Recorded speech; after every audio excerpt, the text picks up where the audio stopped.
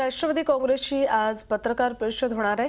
राष्ट्रवादी काँग्रेस अध्यक्ष शरद पवार आणि अजित पवार संध्याकाळी 5:30 वाजता ही पत्रकार परिषद घेणार आहेत। या पत्रकार परिषदेत भाजपला पाठिंबा देण्याबाबत निर्णय जाहीर करण्यात येणार आहे। काय नेमका आता या पत्रकार परिषदेमध्ये समोर येतंय याकडे सगळ्यांचं लक्ष लागलेलं आहे। आजचा दिवस भाजपसाठी जितका महत्त्वाचा आहे तितका शिवसेनेसाठी सुद्धा महत्त्वाचा आहे। राष्ट्रवादी काँग्रेस नेमका काय निर्णय घेते यानुसारच भाजपचे पुढचे निर्णय होणार आहेत।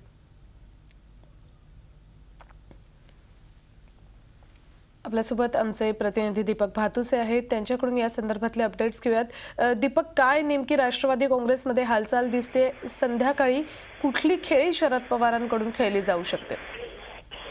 राष्ट्रवादी काँग्रेसने आपली भूमिका स्पष्ट केलेली आहे की आम्ही सरकार पडू देणार नाही। सरकार राज्यात अस्थिर परिस्थिती निर्माण करायची नाही ही राष्ट्रवादी भूमिका आहे। परंतु ही भूमिका घेताना राष्ट्रवादी नक्की काय करणार? भाजपच्या बाजूने मतदार विधानसभेत विश्वासदर्शक ठरावाला विरोध तटस्थ बसणार की राष्ट्रवादी काँग्रेसचे आमदार गैरहजर राहणार या संदर्भात अद्यापही अनिश्चितता आहे। तर दुसरीकडे धक्कानंतरसाठी ओळखले जातात, त्यामुळे आयत्या वेळेला शरद पवार वेगळी भूमिका भाजपला अडचणीत आणण्याचा प्रयत्न करतात का, अशी चर्चा आता राजकीय वर्तुळात सुरू झालेली आहे। त्यामुळे संध्याकाळी 5:30 वाजता शरद पवारांची पत्रकार परिषद आहे। त्याबाबत सगळ्यांना उत्सुकता आहे की राष्ट्रवादी काँग्रेस काय भूमिका मांडणार। भाजपसाठी ही भूमिका महत्त्वाची आहे, कारण आता शिवसेने आणि भाजपमधील संबंध बिघडल्यामुळे शिवसेनेमध्ये सहभागी घेतल्याची परिस्थिती निर्माण झालेली आहे। अशा वेळेला राष्ट्रवादी पाठिंब्याशिवाय भाजप सरकार चालणार हे स्पष्ट आहे। त्यामुळे सगळ्यात भाजप पवार काय भूमिका?